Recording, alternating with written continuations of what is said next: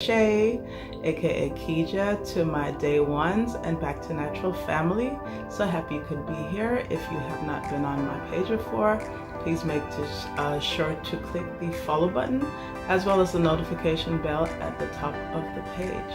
Also, if you want to be notified of all new events, all new postings, all the exciting happenings going on here, make sure you click the link in my bio and sign up to receive all the notifications. Anyway, a little bit about me. I am a veteran stylist. I've been in this business for over 25 years. I am passionate about all things hair, health, and wellness related. Twice featured in the Houston Chronicle, Jamaican born, and Houston based. So anyway, hope to see you around. Please introduce yourself, say hi, and don't be a stranger. If you're natural, going natural, or thinking of being natural, this is a safe space. So we love to have you. We love your participation. Don't be a stranger. And remember, dare to be perm free. Today we're discussing some more frequently asked questions that I get a lot in my line of work. So one that I get a lot is, how do I attach locks? So attaching locks, you could do several methods. You could do the braiding method. You can also do the crochet method, which is kind of like an interweaving and an intermeshing of the strands. I will demonstrate some of these techniques to you as we go through the challenge. And if you have no questions, you can inbox me. Make sure that you are hitting the follow button. Make sure that you tap that notification bell, and also make sure that you sign up with the link in the bio, just in case you miss any part of this challenge. Then you can get the rebroadcast in the email. Okay, so how to attach locks? Several methods, and I will cover all of those. Second question is, how do you repair thinning locks? With thinning locks, I will also discuss this in the challenge, but my favorite method is to use a crochet hook and bridge the two pieces together. But sometimes, depending on how the lock thins, you can use the client's own hair. You can use your own hair to repair it. But if it's kind of like too far gone or too extreme, sometimes you have to bridge it with additional hair, which is like human Afro kinky hair. And you can bridge with locks, and then it will be seamless. So I'll go for a little bit of that as well. Third question is, how do we properly color locks? Okay, coloring locks can be a little tricky. Okay, I know a lot of times people are just tempted to go to the store and buy a box of color. You see this color on it, and you're like, oh yeah, I'll put it on my hair, and it'll be, changed just like that. But there's several factors that affect color.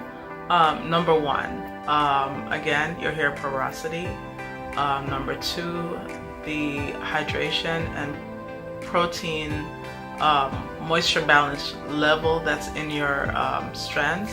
That can affect how your color is going to come out. The health of your hair, how healthy your hair is. All of these things are factors. And also, on the color scale in the American system, you usually go from darkest brown to blonde. So that's from 1 to a level 10, and each level has a corresponding undertone. So depending on where you're starting and where you want to end up will determine how you formulate the color for the hair. Locks have several different layers. In addition to the cuticle, the innermost layers and the innermost layers of hair, on top of that, several layers are compacted on the other. So that determines like how the lock accepts color. If it accepts color, how fast the colors. On top of people who have high porosity, low porosity hair, usually I suggest to my clients that they come in for a consultation, a color consultation, and then we do like a patch test and a strand test to make sure that hair accepts the color. and then we formulate from there. So several factors. Also, how clean the hair is. A lot of time people put a lot of goop on their hair. That affects how the hair color is accepted too. If people have a lot of buildup or products, I usually suggest that they pre-shampoo their hair and dry it before the color appointment. Question number 4. When should you do apple cider vinegar wash? ACV rinse is sometimes good as a clarifying treatment. If you have like your hair is like just, you know, was doing good with products and for some reason it's not accepting it anymore, sometimes you have mineral deposits on your hair that will remove it. Sometimes if people have extra product or whatever, they want to you know, cut into that, or it's too much buildup, ACV can be useful as well. The final question for this segment is approximately how many locks do you start off with? An average head of like medium traditional locks is usually around 100. So you can go up or down, but that will usually, depending on the size of the person's head and the density of the follicles on their scalp, that can give them a medium. Some people, you know, it might give them like, you know, a slightly smaller, you know, lock. Sometimes it can be slightly larger, but depends on the head size, depends on the density, how it's gonna look. But most people with the average density, average size head, I'd say about 100 is a good ballpark. So I hope that's been helpful. Again, remember to like and follow, and also remember to click the notification button.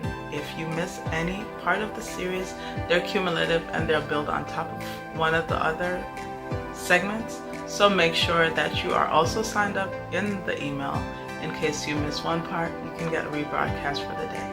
So thanks for watching, and remember to be perm free.